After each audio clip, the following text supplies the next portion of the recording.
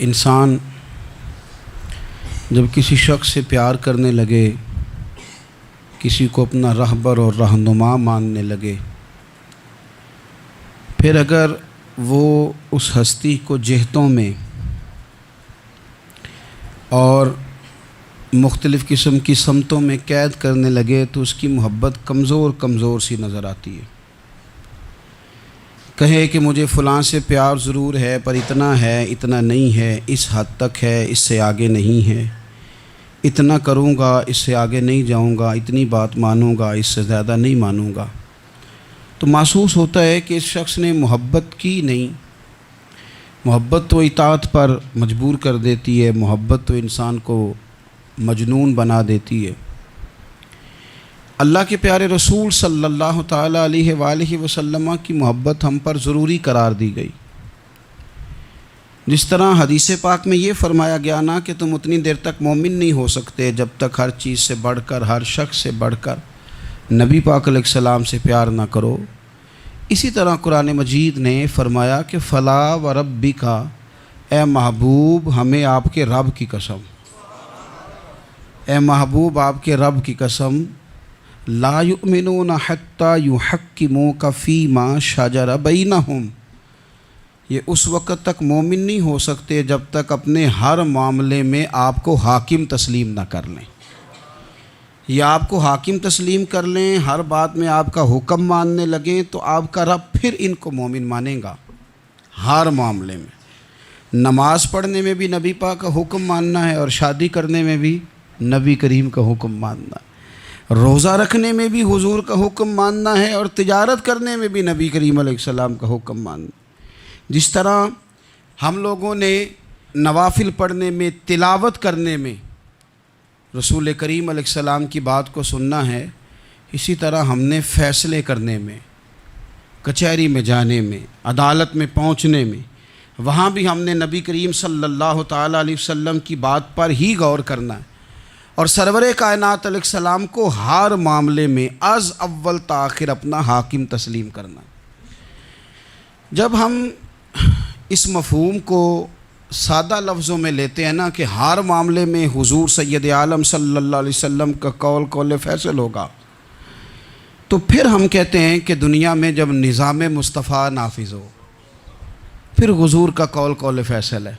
یعنی جس طرح حضور کی بات مسجد کے ممبر سے مانی جا رہی ہے، اسی طرح پارلیمنٹ میں بھی اسی طرح حضور کی بات کو تسلیم کیا ہے۔ جس طرح نبی پاک علیہ الصلاۃ والسلام کی بات کا نفاذ ہم نماز روزے کے معاملے میں غور سے سنتے ہیں، مسئلہ پوچھتے ہیں، باریک ہو کے چلتے ہیں، اسی طرح جب جج فیصلہ کرے تو پھر بھی اس نے رسول اللہ صلی اللہ علیہ وسلم کے دین کو ہی دیکھنا ہے۔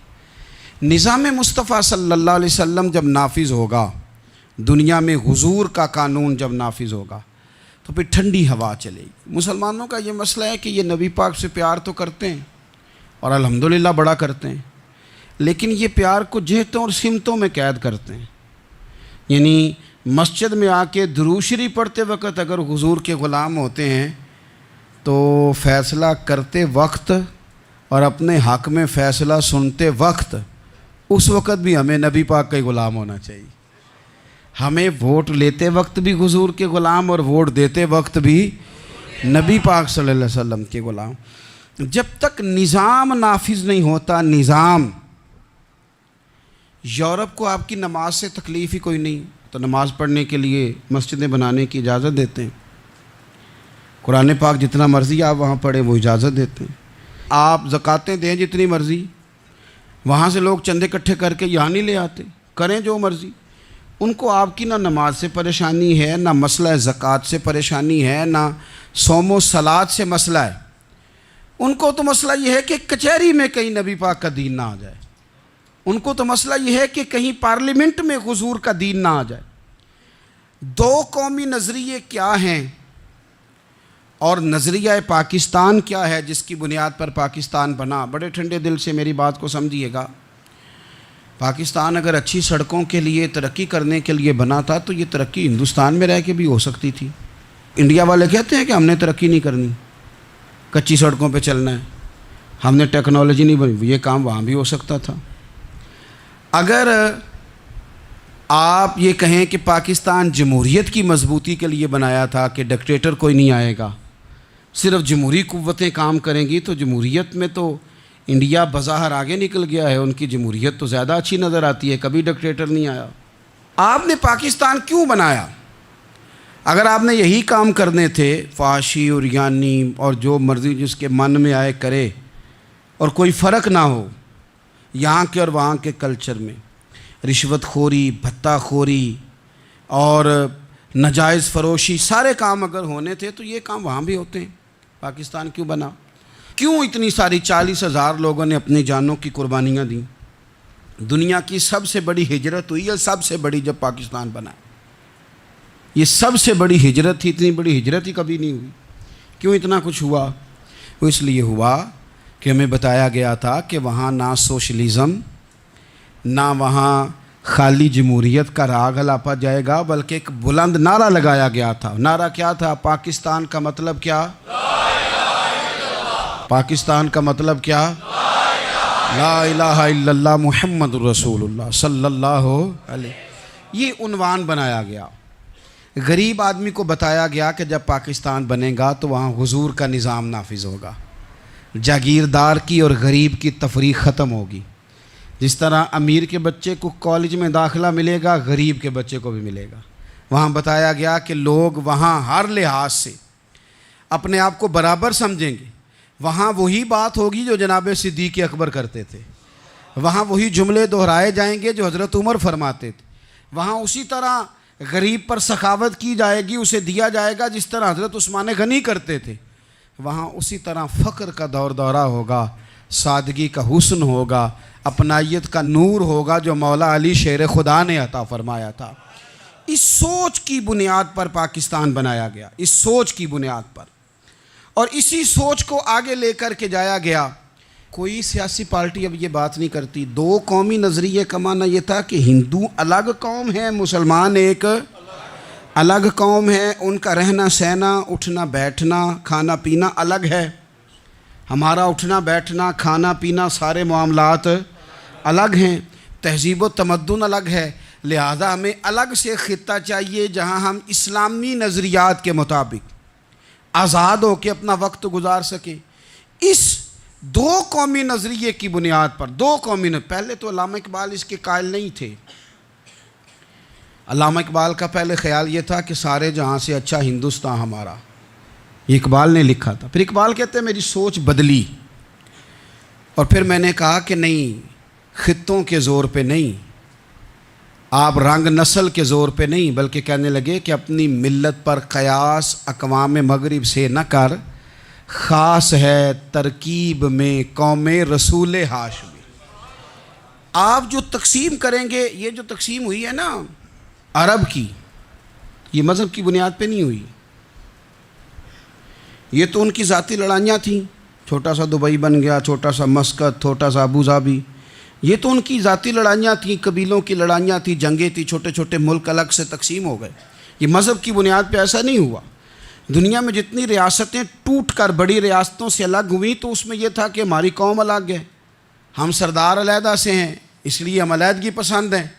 دنیا کے اندر دو ہی وطن ہیں جو دین کے نام پہ بنے، دو ہی اسٹیٹ ہیں جو اسلام کے نام پر وجود میں آئیں، پہلی مدینہ منورہ ہے اور دوسری پاکستان ہے۔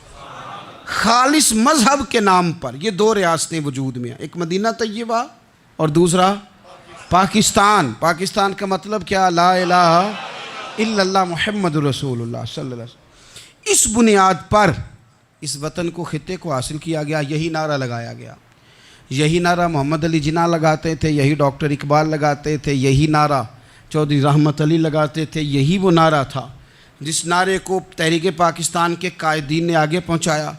اس زمانے میں جو رائٹر لکھتے تھے ان کی تحریریں آپ آج بھی نکال کے دیکھ لیں، وہ کہا کرتے تھے کہ پاکستان قائم ہوگا تو امیر غریب کی تفریق ختم ہوگی، پاکستان میں وہی نظام آئے گا جو نظام رسول پاک صلی اللہ علیہ وسلم لے کے آئے، قرآن کو نافذ کر دیا جائے گا۔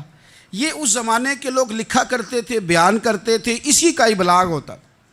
پتہ نہیں پھر کس کی نظر لگی، کیا ہوا، اور تحریک پاکستان میں جذباتی طور پر علماء نے کردار ادا کیا۔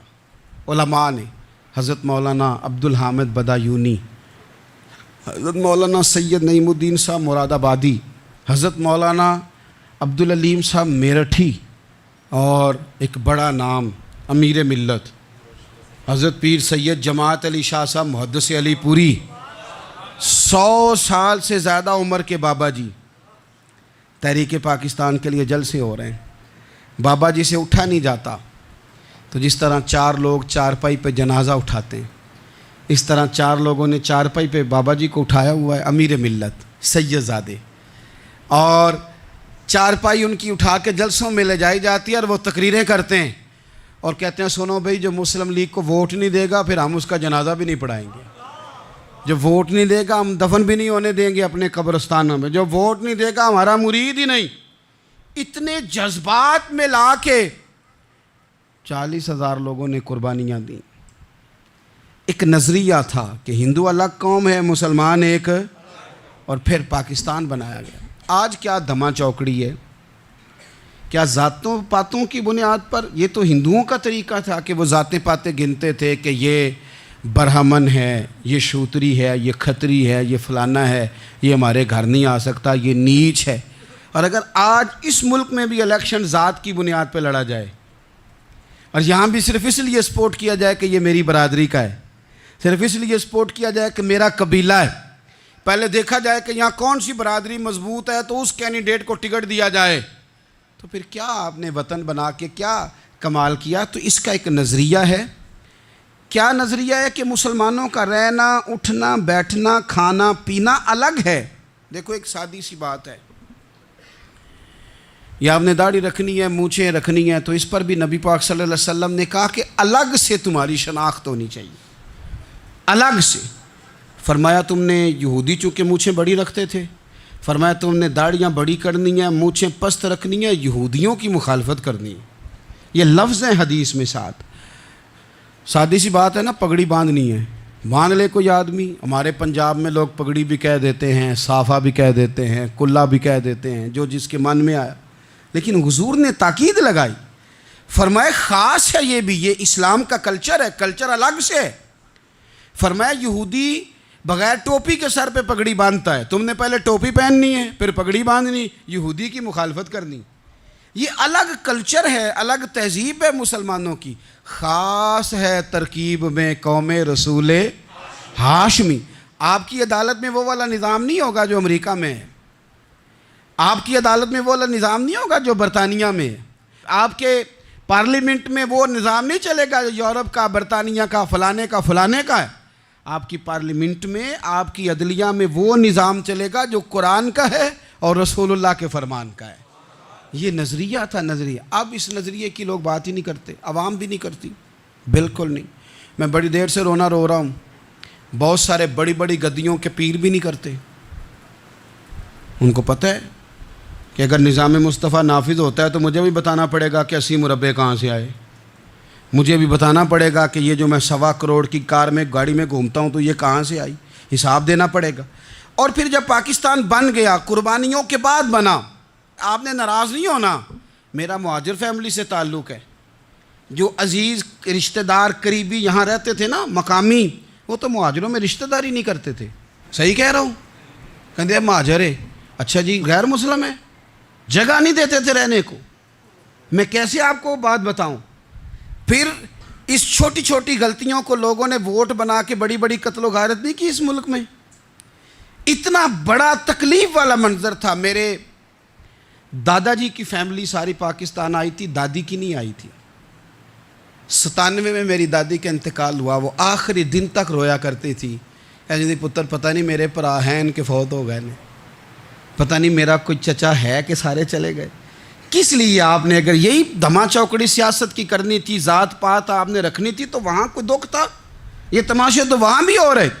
وہ آخری دن تک رویا کرتی تھی۔ اب تو خیر آنکھیں بڑی جدید، ان کا آپریشن ہوتا ہے، تو ایک زمانے میں آنکھوں کا آپریشن ہوتا تھا، ڈاکٹر کہتے تھے لائٹ بند رکھو، سبز رنگ کی پٹی باندھو، 4 گھنٹے کے بعد دارو ڈالنا ہے آنکھ میں، ڈراپس ڈالنے۔ میں 4 گھنٹے کے بعد ان کی آنکھوں میں ڈراپس ڈالنے جاتا تھا، تو کبھی کبھی مجھے بٹھا لیتی تھیں، تو کہتی تھیں کہ پتہ نہیں کوئی بچا ہے کہ نہیں بچا، پتہ نہیں اب کوئی ہے کہ نہیں، پتہ نہیں کوئی ان میں سے ہوگا کہ نہیں. پتر میں تینوں دساں ساڈے پنڈ کس طرح دا ہوندا سی, میں تمہیں بتاؤں فلانی چیز. پھر جناح نے اعلان کیا تھا کہ ملک بن گیا. کہتی تھی ہم نے بڑا کہا اپنے رشتہ داروں سے کہ چلیں, پر وہ کہتے تھے یہ تو تھوڑے دنوں کی بات ہے, سب نے واپس آ جانا ہے. میں نے 2 دفعہ یہ ماحول دیکھا ہے اٹاری اسٹیشن پہ, واگا بارڈر پہ, ایئرپورٹوں پہ. ایک بھائی ادھر ہے, ایک ادھر ہے.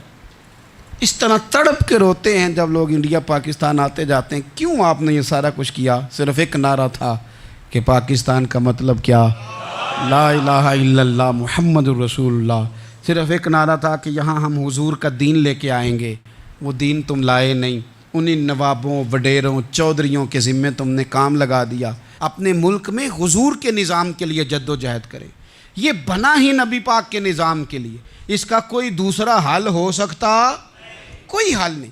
یہ حضور کے نظام کے لیے بنا ہے. 2-3 باتیں آپ کی خدمت میں عرض کرنی ہے جو آپ نے زیادہ غور سے سننی.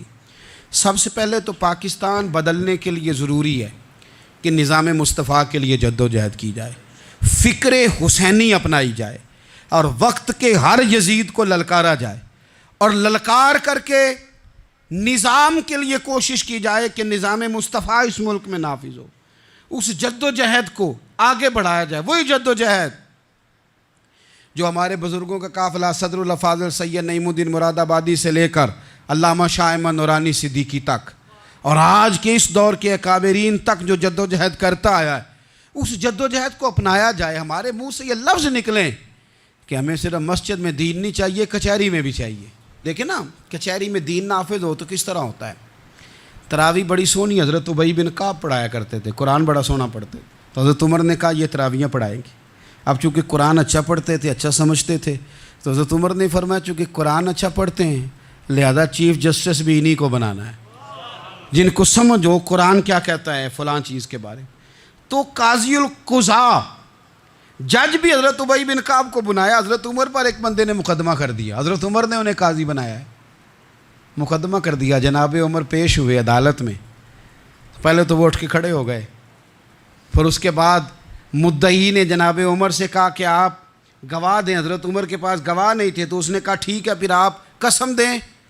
تو حضرت ابی بن کعب رضی اللہ تعالیٰ عنہ فرمانے لگے آپ کو امیر المومنین کے ساتھ یہ رویہ اختیار نہیں کرنا چاہیے. آپ امیر المومنین سے قسم کا مطالبہ کر رہے ہیں, آپ کو پتہ نہیں کہ یہ وہ ہستی ہے جن کی رسول پاک علیہ الصلوۃ والسلام نے گواہیاں دی ہیں کہ بڑے کام کے آدمی ہیں, ان کی فضیلتیں حضور نے بیان فرمائی ہیں. آپ امیر المومنین سے. حضرت عمر نے جناب ابی بن کعب کی طرف دیکھا. حمایت تو حضرت عمر کی کر رہے تھے نا, لیکن یہ نظام مصطفیٰ ہے, یہ حضور کا دین ہے. حضرت عمر فرمانے لگے آپ اس مقدمے کا فیصلہ کر لیں, بعد میں آپ کو معزول کر دیا جائے گا. یہ آپ نے کیا کہا کہ امیر المومنین سے مطالبہ نہ کریں؟ فرمایا میں جتنا مرضی بھی معزز ہوں تو نبی پاک کی قاعدے کے اندر نا, جو قانون حضور نے دیے میں اس کے اندر ہوں. کسی کا اعزاز اسے قانون سے باہر لے کر نہیں جاتا. میں قانون میں ہوں اور نظام مصطفیٰ کی سائے کے نیچے ہوں. سب سے پہلے تو نظام مصطفیٰ کا مطالبہ کریں. دوسرا میں آپ کو ایک بات عرض کروں, ایک ہوتا ہے گھر, ایک ہوتا ہے قبرستان. ایک ہوتا ہے گھر, ایک ہوتا ہے ڈیرا. ان دونوں میں فرق ہے. ہمارے حکمرانوں اور سیاستدانوں کے لیے پاکستان یہاں تو قبرستان ہے, یہاں ڈیرا ہے. اگر کوئی مر جائے تو یہاں لا کے دفن کر دیتے ہیں تاکہ پتہ چلے ہم یہاں کے باسی ہیں. یہاں ڈیرا, ڈیرا آپ کو پتہ ہے نا, پنجابی میں ڈیرا سمجھتے ہیں, فارم ہاؤس, بیٹھک, سمجھ میں آتا ہے نا مسئلہ. ڈیرے پہ نا لوگ مکان نہیں بناتے تھے, اچھا باورچی خانہ نہیں بناتے تھے, کیونکہ ڈیرے پہ سیاست کرنی ہوتی ہے. کوئی 2-4 بندے آئے, بیٹھے, چائے شائے پی, چلے گئے. رہائش جہاں ہوتی ہے وہاں سونے کے لیے, بیٹھنے کے لیے, آرام کرنے کے لیے, کچن, باورچی خانہ, کھانے پینے کے لیے, وہاں اپنے گھر والوں کے لیے بندہ بندوبست کرتا ہے. پاکستان کو تو ڈیرا بنایا ہوا ہے. یہاں تو یہ آتے ہیں ڈیرے داری کرنے کے لیے. سیاست کی 4 دن, لوگوں کو قائل کیا, الیکشن لڑا, جیت گئے تو رہ گئے, ہار گئے تو چلے گئے, اور جب جیتنے کے بعد بھی حکمران رہے تو رہے, نہ رہے تو چلے گئے. یہ تو ڈیرا ہے. لیکن ڈیرے میں زیادہ نقصان چودھری کا نہیں ہوتا کہ وہ چودھری بنا ہوا ہے. زیادہ ظالم وہ ہوتا ہے جو اپنے آپ کو کمی سمجھتا ہے, وہ نقصان کرتا ہے, چودھری کا بھی, چودھری کے بچوں کا بھی. وہ اسے تکبر میں مبتلا کرتا ہے، وہ اس کو کہتا ہے کہ تو بادشاہ سلامت، وہ اس کا دماغ خراب کرتا ہے۔ اس لیے شیخ سعدی کہتے تھے بہت سارے لوگوں کو ان کے مشیر تباہ کر دیتے ہیں کہ تو بلے بلے۔ تو پاکستان ان لوگوں کے لیے یا ڈیرا ہے یا قبرستان ہے، گھر تو میرا اور آپ کا ہے، لہذا ہم نے اسے گھر سمجھنا ہے، صرف اپنے گھر کو نہیں۔ ہماری گلی بھی ہمارا گھر ہے، ہماری سڑک بھی ہمارا گھر ہے، ہمارے پارک ہمارا گھر ہیں، پبلک پراپرٹی ساری ہماری ہیں۔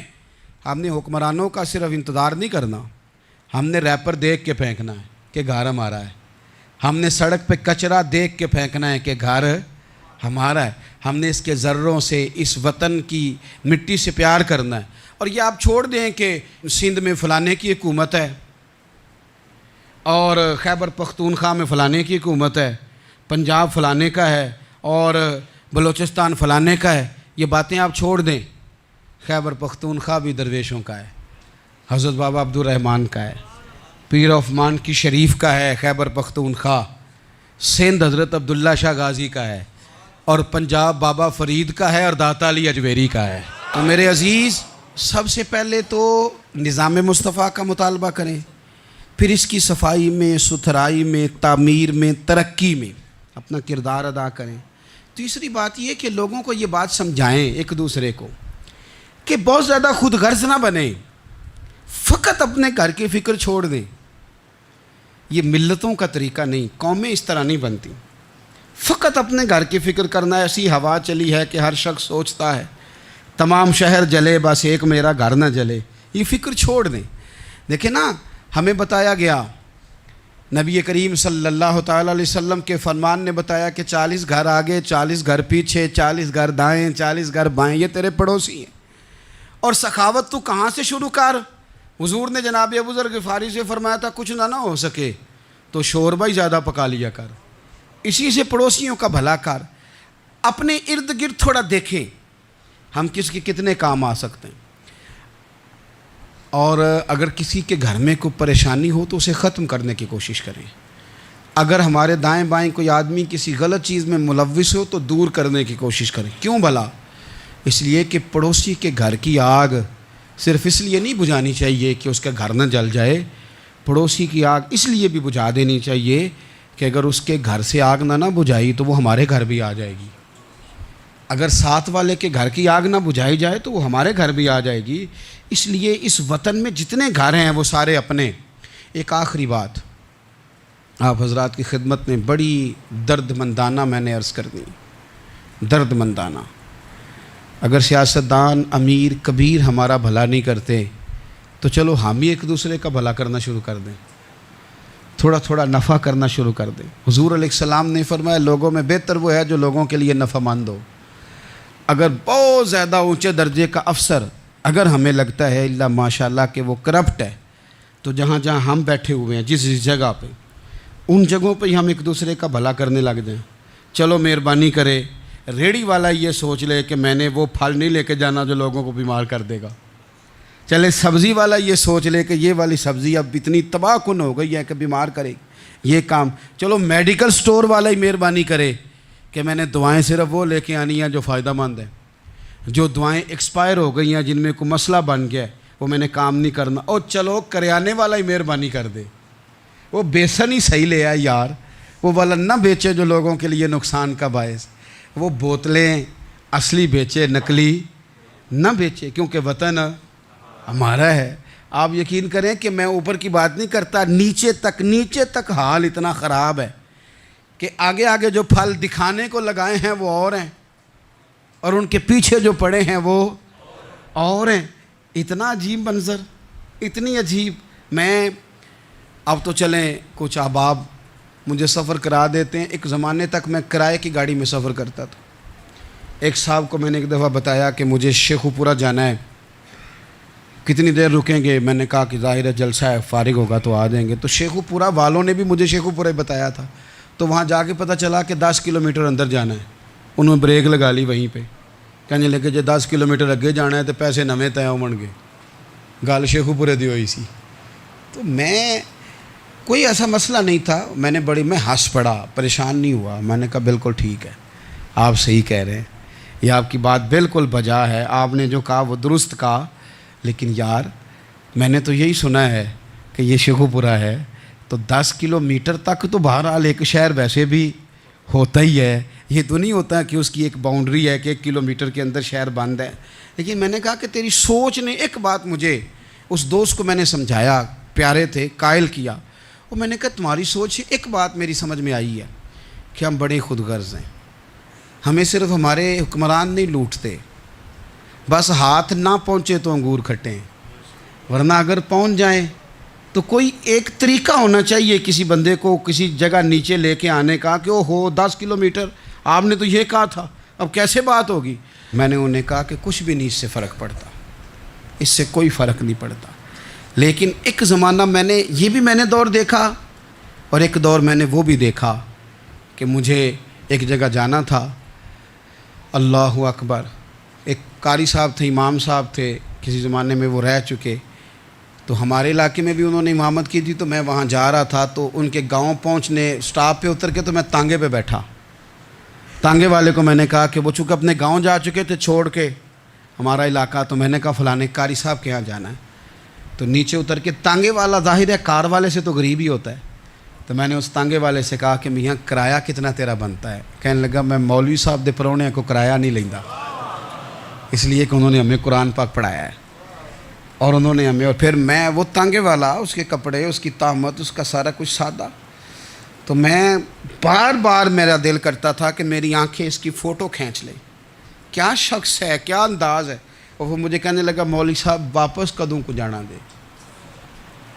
میں نے ان سے کہا کہ میں نے نا جی شام کو ہی واپس لوٹ جانا ہے، تو کہنے لگے میں ڈیگر کو تک تہاڈا ویٹ کراں گا تے میں تانوں ڈیکاں گا، ایک سواری کٹ پاواں گا، میرا دل کردا ہے مولوی صاحب دا پرونا واپس بھی فری جائے، کیا اس کی آمدن ہوتی ہے تانگے والے کی۔ وہ بندہ بھی یاد رہ گیا، یہ بندہ بھی یاد رہ گیا، خدا را ہم یاد رہیں گے، مہربانی کریں آپ ایک دوسرے کا تھوڑا تھوڑا بھلا کریں، ایک دوسرے کی تھوڑی تھوڑی خیر کریں، ایک دوسرے کا تھوڑا تھوڑا نظریہ۔ ایک بندہ مجھے وہ بھی یاد ہے، بس میں بیٹھا تھا تو اس نے نا، ایک بوڑھی اماں نے اسے کہا کہ پتر میرے کو نا کرایہ 14 روپے تھا، تو اس نے کہا پتر میرے کو 10 ہی دے، تو اپنا اپنا رویہ ہوتا ہے، تو وہ کنڈکٹر جو تھا گاڑی کا وہ کہنے لگا اماں جی اتر کے گا نہیں جانا؟ کہنے لگی پتر وے جانا ہے، پیدل ٹر جائیں گی، غریب ہے میرا پتر، زیادہ پیسے نہیں کماندا، تو 10 روپے ہی نے۔ تو وہ کلینڈر بھی مجھے یاد رہ گیا، اس نے 10 بھی اماں کو واپس کر دی، کہنے لگا اماں جی کوئی گل نہیں، ساری دیہڑی کمائی دے ہی نے، اللہ دیونے والا ہے، تسی پیدل نہ جاویو، اے 10 روپے رکشے والے نوں دئیو تاکہ تانوں گھر چ۔ اور یار ایک ایک قطرہ اس ملک میں، ایک ایک آنسو کسی کا پوچھ لو، زیادہ نہیں، ایک ایک 2 آنسو پوچھو گے تو بڑے لوگ رونا چھوڑ دیں گے، ایک ایک 2 آنسو پوچھ لو گے تو بڑے لوگ ہیں رونا چھوڑ دیں گے۔ میں چونکہ غور سے چیزوں کو، میرا حافظہ بڑا اچھا ہے تو میں دیکھتا رہتا ہوں۔ میری ہمشیرہ کی شادی تھی تو میں نے ایک فرنیچر والے سے بات کی، میں نے کہا بھائی اس طرح کر کے فرنیچر بنانا ہے، تو کہنے لگا گھر واسطے یا کسی تھی نوں دینا جے؟ وڈیرے بابا جی۔ میں نے کہا جی نہیں۔